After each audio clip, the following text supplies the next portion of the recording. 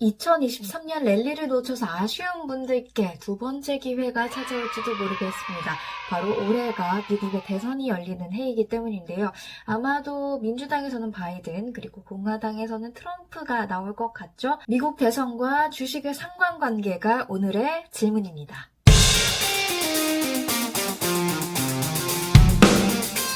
CNBC 통계 자료부터 보시죠. 두 번째 기회가 올지도 모르겠습니다. Pre-election year, 선거 직전 연도에는 평균 수익률이 10.4%예요. 오르는 경우가 35번, 내리는 경우가 12번으로 오르는 경우가 약 3배 많기도 하죠. 평균 수익률이 10.4%로 굉장히 높은 편이기도 한데요. 근데 두 번째로 높은 평균 수익률을 자랑하는 시기가 바로 election year, 대선 연도입니다. 바로 올해가 되겠죠. 평균 수익률 6%, 오르는 경우 32번, 32번, 내리는 경우 15번, 약 2배 정도 좀 더 많이 오르는 경향을 보입니다. 그리고 이 두 번째 기회 언제 더 크게 오냐? 공화당 대통령일 때 더 크게 온다라는 그런 통계가 있습니다. 모건 스탠리의 자료인데요. S&P 500 지수의 총이익률, 총수익률을 이렇게 1928년부터 2016년까지 통계 자료로 분석한 겁니다. 일단 모든 all election years, 모든 선거 연도에 이제 평균 수익률이 11.28%였는데요. 공화당 주자가 당선이 됐을 때는 15.3%, 민주당에서 나왔을 때는 7.6%, 약 2배 정도 차이가 납니다. 그렇다면 지금 민주당과 공화당 사이의 대결 구도도 그렇고 민주당 안에서 공화당 안에서 후보자들 사이 간의 대결도 그렇고 대선 어떻게 진행이 되고 있을까요? 일단 민주당입니다. 지금 누가 리드를 하고 있냐? 당연히 현역인 바이든 대통령이 다시 재선에 나설 가능성이 매우 높아 보입니다. 그런데 궁금한 건 이제 공화당이죠. 공화당에서는 지금 트럼프 대통령이 가장 유력해 보입니다. 헤일리 전 유엔 대사가 이제 두 번째 후보로 나서고 있는데 아이오와 그리고 뉴햄프셔에서 모두 트럼프 대통령이 승리를 거머쥐었죠. 그래서 아마도 이제 트럼프 대통령이 대세론을 굳힐 것 같다라는 분석들이 조금씩 나오고 있습니다. 그러면 민주당에서는 바이든, 공화당에서는 트럼프, 이 둘의 대결 구도로 한번 봐야겠죠. 이 둘을 놓고 본다면 누가 리드를 하고 있을까요? 월스트리트 저널이 지난해에 약 한 일주일 정도로 1,500명 유선 설문조사를 했습니다. 그 결과 트럼프 전 대통령이 47%로 바이든 대통령을 4%포인트 앞섰습니다. 그런데 이게 뭐 제3당 무소속 후보들까지 다 더해서 설문조사를 해보면 이 격차가 4%포인트에서 6%포인트로 좀 더 많이 벌어집니다. 설문조사를 하는 방식에 따라서도 결과값이 매우 다르게 나오기 때문에 이거 하나만 가지고 이야기를 할 수 없지만 일단 월스트리트 저널의 설문조사에 따르면 트럼프 대통령이 둘 중에서는 좀 더 앞서 있는 것으로 보입니다. 그 결과가 바로 이 설문조사 통계값에서도 나오는데요.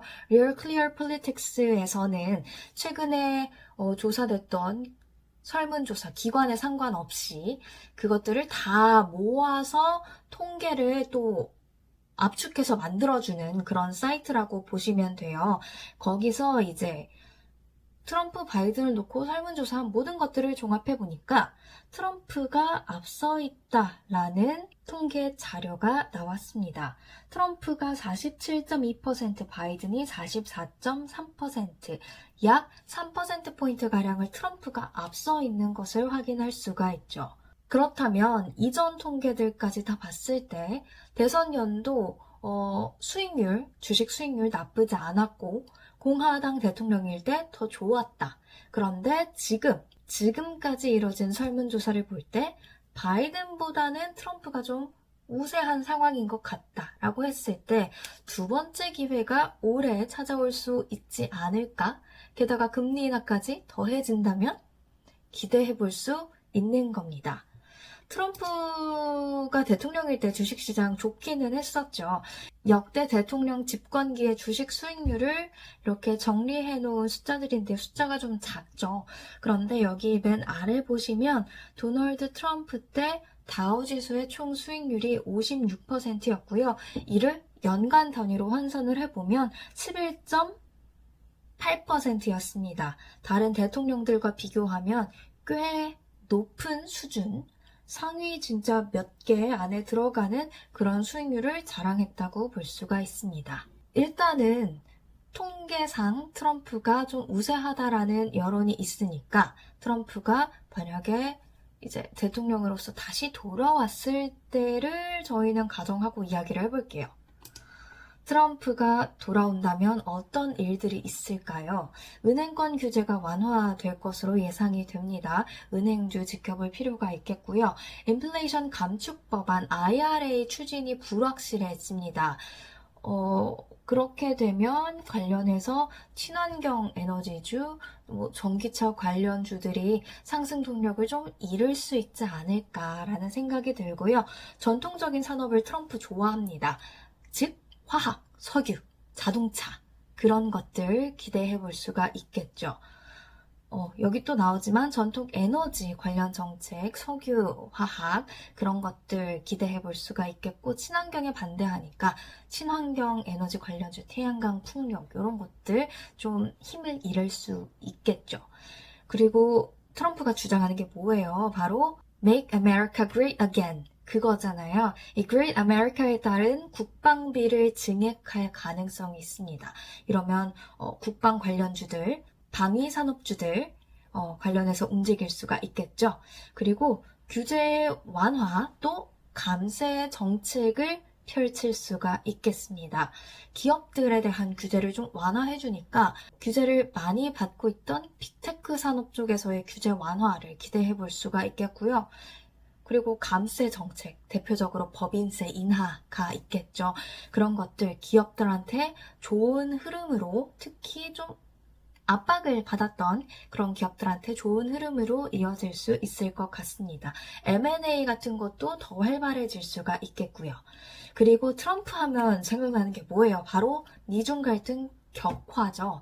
관세 때려 막 이런 것들 많았잖아요. 그러니까 이에 따라서 국내 기업들 중에서도 중국을 대신할 수 있는 그런 기업들 같은 경우에는 반사이익을 좀 얻을 수가 있겠고요. 다만 미중 갈등 격화가 되면 상대적으로 또 증시의 불안정성, 빅스 지수의 급등급락 이런 것들 예상이 조금 됩니다. 그리고 트럼프, 김정은과 1대1 단독으로 만나는 걸 참 좋아하죠. 북미 탑다운 방식의 대화가 다시 물꼬를 틀 수 있겠다라는 그런 심리도 있을 수 있기 때문에 그 국내에서는 남북 경협주 그런 것들의 움직임이 나타날 수가 있겠습니다. 근데 트럼프가 돌아오면 리스크도 같이 딸려옵니다. 먼저는 인플레이션. 왜냐? 앞서 봤듯이 규제 완화, 감세 정책 이런 걸로 돈이 더 많이 풀리게 되고 경제가 활발해진다면 인플레이션이 다시 반등할 위험이 있다라는 주장도 있어요. 이에 따라서 금리 인하 스케줄이 기존에 예상했던 것보다 조금 더뎌질 수 있겠다. 그럴 가능성도 있겠다라는 생각도 들고요.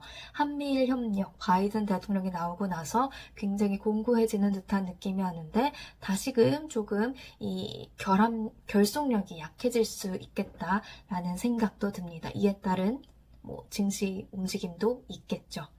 오늘 이렇게 대선과 주식, 증시의 상관관계에 대해서 질문하고 답해 봤습니다. 그럼 오늘도 좋은 하루 보내시길 바라겠습니다. 감사합니다.